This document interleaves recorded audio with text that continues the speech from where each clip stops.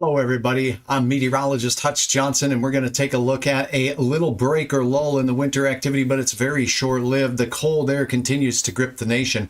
We're going to talk about some snowfall amounts as well, how much we saw with the round that made its way through earlier in the work week. And as we head into the weekend, another round grips the nation. Details are coming up right now. Let's get started with a quick peek at some snowfall reports across our great nation here. First and foremost, we saw some lake effect monsters out there. As we look in and around the United States, you can see the track of snow from the Pacific Northwest all the way into the Central Plains. Iowa seeing quite a bit of snow. The dots here from my friends at the National Weather Service show areas in blue where we had about 6 inches or less of snow. Once we get into those colors that are in the yellows and oranges, the snow amounts get more significant. And you can see out toward the East Coast and the New England states, we had some real heavy snow producers. And even on the Oregon and Washington line, we saw some as well. Hi, it's so good to have you joining me. If you are joining me, I want to let you know that I just appreciate all of your input. And if you have questions about the weather as a meteorologist, I love to hear about them. And I like to know where my audience is watching from. Good to have you on. I want to pronounce this right. Is it Shale and Joy? Good to have you on board. So good to see you. Now, let's check out some of these snowfall reports. Go to the Pacific Northwest, west to east look here as we see snowfall amounts in the area just off to the east of Portland. Wow, a foot of snow reported 2 miles southeast of Mosier in the mountains and the elevated terrain there. A lot of snowfall reports outside Washington state, the mountains of southern Montana near the, well, basically the Yellowstone area here, picking up 4 inches of snow, and a little bit more in the last 24 hours in the mountains of Colorado with 5 inches on top of some very heavy snow from 24 hours ago. Here we go from today's system working its way over the last 24 hours. Look at Iowa from Des Moines and central parts of the state. Oh, 3 to 4 inches there, but we'll start seeing these amounts increase by the lakes. Look at the Chicago area, northern Indiana, just getting a big old walloping of shovel trouble. In fact, you'll definitely want to make sure you have the snow blowers all tuned up and ready to go. Gas those babies up. 26 inches of snow in LaPorte, Indiana. And that's just in the last 24 hours. Another 24.5 inch report there in Waterford. And again, that lake effect machine with these north winds fetching a lot of moisture off of the Great Lakes. And as that warm water evaporates moisture into the air, it adds energy to the air, causing it to rise even more. And that's what enhances these snowfall totals downwind from the Great Lakes. Now, here we go. Check it out. We go into the mountains of West Virginia. We had some snow reports upwards of 9 inches. Webster Springs, West Virginia, heading all the way up into western PA, right? Some significant snowfall totals out there, not far from you in the Pittsburgh area. Look at all the reports in Pennsylvania. Good to see so many people reporting to the local National Weather Service office like this. In Finleyville, 6 inches of snowfall reported there, with the big winners on this side of the nation being out there in that Cortland, West Virginia area, 20.5 inches of snow. Now let's go over toward the big lake. Ooh-wee, Cleveland, you had some shovel trouble there. 12 inches, that's a foot. Oh, that's a lot of snow. Have the snowblower ready there. And now as we continue up the coast, upstate New York, oh my goodness, Buffalo. It just snowed like crazy. You know what? You got some football to really enjoy up there in the great upstate New York area because there's enough snow to keep you busy outside, but at least you have a playoff football team heading after it as we head into the upcoming weekend. 28.8 inches of snow, and there's more on the way. So this is a look at what fell in the last 24 hours. And you can see when I zoom out, look at the listing on the left-hand side here. And there is a listing of, oh my goodness, it says 50.9 inches in Copenhagen, New York. That is quite a bit of snow there in Copenhagen, New York. All right, now let's talk a little bit about what's going on. We have more systems working their way on to the Pacific Northwest. So we're going to see another round start there. In the same time, we're going to see enhancement of a storm system in the Central Plains, and that is going to work its way into the Great Lakes area once again, promising to bring some rain. So let's time all of this out for you. And again, Perham, Minnesota, good to have you on board. Pop in if you like what you see here. I sure appreciate your likes on the video. Make sure you go ahead and subscribe to Hutch's Weather here on YouTube. as well. Hit the little dingleberry or the bell next to the subscription button, and that way you'll get a notification when things are coming up. Let's check out a model here. And again, computer models are just that. They're one representation of how the atmosphere may look in the next 24 to 48 hours. This is a high resolution model. We got the old 3D tilt layer look here at it, and let's take a peek at this, shall we? We have the West Coast system making its way in from the Pacific, and look at where it's making most of its energy push and surge, right into northern parts of California, the Bay Area, up towards Eureka, some heavy rain, and that looks like snow as we get into the elevated terrain. That will work its way through the West Coast. So the West Coast will see some very significant weather as we go into the weekend. And then we're just starting to see the onset of this next wave of wintry weather developing on the last few frames right here. See the mix of wintry goodness there in Dallas and Oklahoma City as this closes out as we get into the latter part of the model run. This basically tells us that we have a probability as we close out the weekend heading into next week of seeing some inclement weather working its way in to the Central Plains. So now let's take a look at another model here and carry that out into next week, keeping in mind that the farther out in time we go, well, the lower confidence we have in the precise track of this. Just know this, the pattern looks to be pretty busy once again for the Gulf Coast states as we close out the weekend heading into next week, and then we get ready to close out this fancy month of January. All right, depth of winter here, right? Okay, now let's see what this American model is showing us here as we head into the next couple of days. Whoa, look at that system. Again, a very similar track, and it's a 1-2 punch, and it just keeps coming with rain just continuing from the Gulf Coast states right up into the mid-Atlantic states as we go through the period. And wave after wave hitting the Pacific Northwest as we go through the time period on this model as well. I'll go ahead and slow it down for you here as we go through the weekend. We'll step by step a look at this real quickly as the latter part of the model here loads up. I will pause it so we can kind of give you a feel for the timing in your area. But it certainly does look very wet and very unsettled over the next several days. Let's get started, shall we? Here we go through the weekend as we head into on the 20th on Saturday. We're going to see quiet conditions in most of the nation, with the exception of what's over Hutch's head over here on the West Coast. Very wet weather, northern Cal, southern parts of Oregon as we get started. This heads into the mountains as we go deeper into the weekend. So we'll carry you in. We're talking about 9 o'clock at night on your Saturday. And now look at this. We're starting to see the evidence of a little bit of unsettled weather in the western reaches of the Gulf of Mexico, and some of the moisture that was in the California area starts making its way onshore and heads up into the elevated terrain where it will produce some areas of heavy snow. Taking you in a little bit closer in the 3D fashion here, we can see that basically southern and central parts of the Nevada area, north of Las Vegas, could get some rain. We're talking about Boise, Idaho. Once again, the mountains of Bend, Oregon, seeing some very heavy snow outside of Seattle in the elevated terrain, Spokane to Yakima, a chance for some snow there as well. This is all heading into your Sunday morning. As we look elsewhere in the nation, fairly quiet for now. Now, Kathy, good to have you on board from Grafton. Thanks for joining me. Again, if you like what you see here, I love to have your likes and share what you see in here as well. It helps me spread the word that Hutch is doing weather nationally. All right, again, here is a look then as we carry you through. We're talking about the 22nd at 6 a.m. That's Monday morning, and it looks like it could be a slippery commute as we'll have a transition from heavy rain in Houston and Dallas to somewhere outside of Hot Springs possibly, and in towards Springfield, getting some flat out icy conditions. So that's what the pink is here on this display, and that's showing us that we could have mixed sleet, rain and snow, or, well, freezing rain, because we have some cold surfaces to talk about here as well.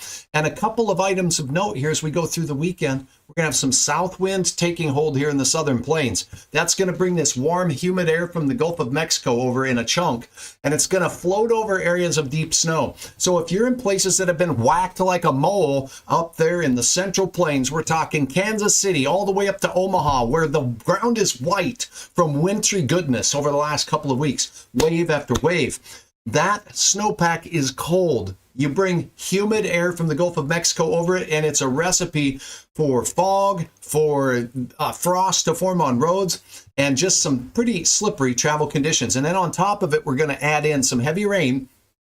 And then as we go north into Chicago, some similar areas that are suffering with some heavy snow in northern parts of Indiana could see some heavy snow development. Setting this into motion and continuing on through the path here into next week, we see that wave, the wave of heavy snow, really infiltrate portions up there near the Green Bay area of northern Wisconsin. Also northern parts of Michigan, north of Detroit, where there's rain all the way north into central Michigan, out between Chicago and Detroit. So if you happen to be in central Michigan near Lansing, Grand Rapids, or even in a little bit closer, well, it looks like all of these areas will see rain, and then it gets to snow by the time we get up towards Cadillac. Look at the ice making its way through northern PA, and some heavy bands of snow with this system impacting the northern parts of New York once again, on top of the 40 plus inches you already got there in Copenhagen, New York. All right, let's take a look at this system.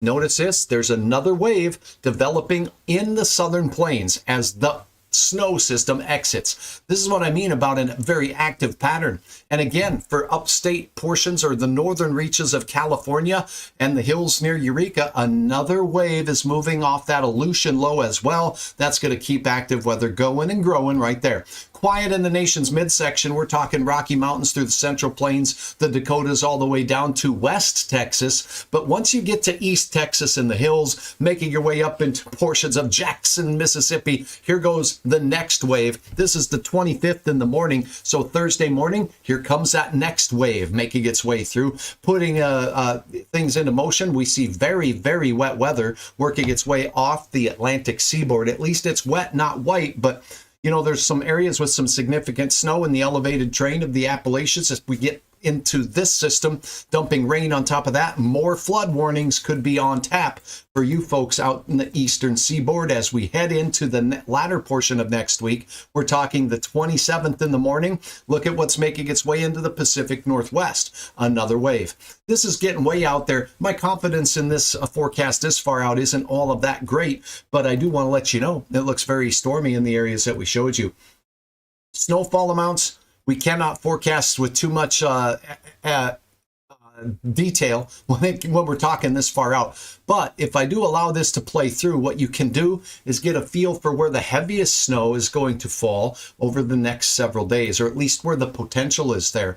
These larger scale models, by the way, the American model, the European model you hear us meteorologists talking about so frequently, have a tendency to overblow the aerial coverage of the heavy bands of snow. And it does that because it's a larger grid. So as we go through time here, you're looking now at the 24th. So that gets us into Wednesday. And you see the northern Great Lakes area hit with some pinks there. That means a couple of storms tracking through that area could have, over the course of the next 7 to 8 days, some significant snowfall. And as is always the case here, you get into the mountains of western Colorado, they're going to take that moisture. Same thing goes for the northern Rockies as well of portions of Arizona. It's been a very wet winter there, but the snowpack is so welcome in that Colorado River Basin that feeds water to places like Los Angeles and the Southwest United States. And look at the mountains outside of Vancouver just continuing to get dumped on by wave and wave of snow. So this is a look at snowfall potential with regards to our forecast as we get into the middle of next week. I'm not even going into snowfall amounts there. They're going to be heavy in some places where we get that definite lake effect going and wave after wave. If they do happen to track over the same location, then we could have some troubles there. This is a look at liquid equivalent moisture. This is total rainfall and snow. If we melted it all in a big old bucket and then we put it out there for you to see, and now you can kind of get the feel for the impacts of all of the rain heading in through the southeastern United States. The heavy wet snow is taking place in the mountains of the West Coast. So let's get you into the middle of next week. We're talking around the 24th or 25th. We'll pause it right about here.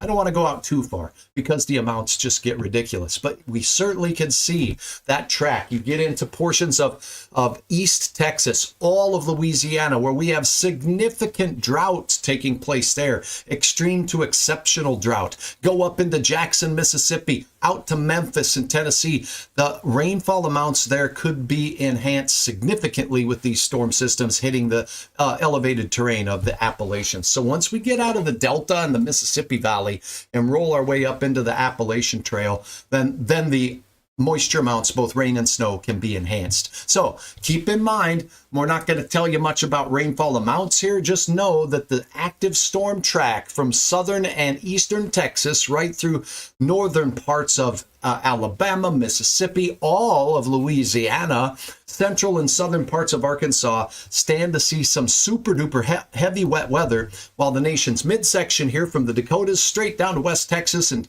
eastern Colorado, much of western Nebraska and Kansas, looks to be drier and a little bit of a break, but not from the cold. Now, bringing up the temperatures, I do want to point this out. It's still brutally cold out there across portions of the nation. We'll take a look at some of the active watches and warnings that we see out across the area right now as I wrap up this version of Hutch's weather. Again, if you have questions, a little bit about Hutch here, meteorologist of the last better part of 30 years. Have 5 years in research meteorology. I have 26 years of on-air broadcasting. That's why I'm doing this live. You're not seeing a cut-up tape version here. This is all real-time weather. And I'm just giving you a behind-the-curtain look here at what meteorologists look at when it comes to weather. As we load up the latest watches and warnings from across the nation, issued by the National Weather Service, this gives you an idea of where we're still expecting the deep cold to take hold. That's right. All of these white counties you see I outlined, it's actually an ice blue color that I've chosen here for this. That ice blue is indicative of a wind chill advisory. It extends from right up here where I am in the North Dakota region, all the way through eastern and central South Dakota, from the capital and Pierre through Sioux Falls and Des Moines, Iowa. And it goes way, way south, all the way to Pine Bluff. So for my family in the Pine Bluff area, you may want to get those Minnesota parkas back out because it looks cold there. Check it out. If we read the wind chill advisory for you folks in Pine Bluff, deep south, what are we talking about? We're expecting the potential for very cold wind chills to 15 below zero in Pine Bluff, Arkansas. That's pretty cold for that neck of the woods. Now, as we take a look at what this is going on here near Quincy, Illinois, you get up here into the northern parts of Missouri. In Kirksville, Missouri, up there near Chillicothe, we're seeing that we have a wind chill warning. This isn't an advisory. A warning means we're expecting things to get so cold that skin can freeze or frostbite in mere minutes. We're talking 10 to 15 minutes. That's dangerously cold for those parts. And in that part of the country, southern Iowa, northern Missouri, that wind can just blow right through you. It's a humid cold, not a dry cold. There is, believe it or not, a difference. Now, as we look down into the deep south, just to the areas north of Houston, as we get into Houston itself, Sugar Land is where things start to kind of take hold, where we start seeing these purples, the woodlands up towards Livingston, Lake Charles. These are all hard freeze warnings. That means that the temperatures will stay below freezing for hours. At least 3 hours is typically what they do for a hard freeze warning. That means pipes could have problems, and many homes there in the deep south don't have heat. So keep that in mind. Check on your neighbors out there. Do not burn anything in your house. Don't bring a barbecue grill in your house to warm things up. It's dangerous out there. It is cold, but get to a room and huddle together, creating warmth any way you can. And take a look at some of the deep cold as far south as, look at this, what's going on out here in the central part of Florida here, near Ocala, as we look at a freeze watch in effect for the central part of the peninsula there. Even out towards Jacksonville, we have a couple of areas where we have warnings for freeze warnings. For locales there, microclimates there, where things are a little drier and will cool off a little faster, is likely what's going on. Now, we still have some significant snowfall potential here. We have a winter storm warning that expires in just over an hour. This broadcast being done here at Central Time now, 8:43 p.m. So that's what you're looking at here. And this goes until about 10 a.m. on Saturday. Now, as we look in towards the lake shore here, we continue with the lake effect snow machine. And this has really been impressive to those of us watching from afar. Not so impressive if you live there. But the winds drifting across the Great Lakes have produced ridiculous amounts of snow just off to the east of Chicago, just off to the south of Lake Erie, Cleveland, those areas, seeing just unbelievable snowfall amounts from this machine. I'll go ahead and loop this for you over the last 50 frames. It'll take it a hot minute to load up, but we still have winter storm warnings and lake effect snow warnings in these areas for ridiculous amounts of snow. Because of the wind direction, it looks like things, for at least the time being, wrapping up in northern parts of upstate New York, Buffalo and points north. No warnings active there anymore, but we certainly could see this trail, the streaming trails of enhanced snowfall as the radars pick up this energy from the evaporating water into the atmosphere. That's what the lake effect snow machine is. As we look into the West Coast, we have the winter storm warnings out there.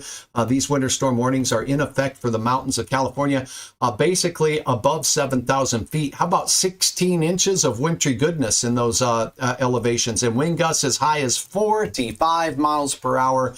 And that's, extra pump of hairspray material right there. That's a look at the nation's weather. I really appreciate all of you joining me. The cold is taking hold right now. I will put up a model right now so you have a chance to look at. Now we're going to look at the cold and where it's going, because it's on its way out of here, the deepest of the cold. And that's kind of the good news. I'm going to go ahead and turn off these watches and warnings as well, because they can kind of hinder our view of the forecast model. So let's go ahead and turn those babies off. Okay, here we go. Sorry about that. Now we're going to turn off the watches and warnings. We're going to turn on the cold temperatures at the surface, and we're going to look at what we're seeing here with regards to our forecast. This is a national view. Why don't we go way national? Let's look at Alaska too, and our friends down in Hawaii down here. Oh yeah, Hawaii. We know all about that. It's going to stay pretty mild there. Check out that purple blob that you see down here in the Central Plains. Now, that purple blob is the cold air. Where you see the green stuff, this is Arctic air, okay? So the whitish, milky green stuff, that's the Arctic air up north. That stays up north as things moderate here, heading into, let me see if I can put the times up here for you. That'll make it a little bit more relevant for you, okay? As I load those up, there we go, times. 21st, 3 a.m. Notice the moderation. Things start to push in, pushing this cold air mass all the way up into the Great Lakes area as we head through the weekend. That's taking a look now at the 22nd. You're looking at 9 p.m. at night on Monday, and most of the coldest of the air has been shoved all the way back up to the international border, and a real nice warm up for much of the nation. Not hot, and many of us still below average for this time of the year, but a step in the warmer, bright direction. Notice the cold blob here heading off towards Quebec and the northern and eastern reaches of the United States as we head into the middle of next week. Here's the next wave of Arctic air. You can see it pooling up here behind the banner, and it starts heading into out of the Northwest Territories, I should say, as we see it dive out of the Yukon across Hudson Bay and just clip the northeastern United States.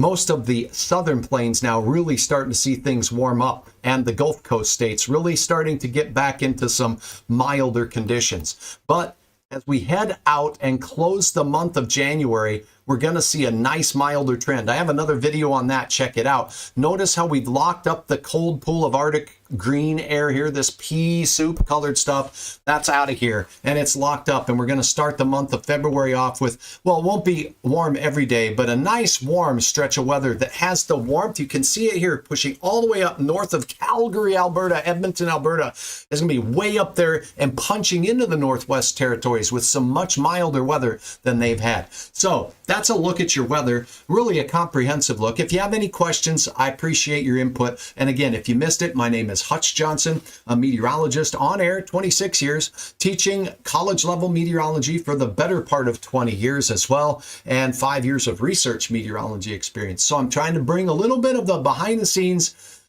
details that forecasters and meteorologists look at when it comes to comparing models and what we know and what we don't know about how far out we can forecast with any, well, real confidence, if you will, in how things are going to change. I am confident that our weather pattern is going to be very active from the Gulf Coast to the Great Lakes and the East Coast.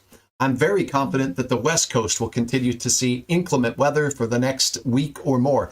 And then after that, it looks like this cold air is on its way out by the middle to latter part of next week, and we're going to start seeing some moderating temperatures, but very wet and unsettled for the deep south and east coast and west coast.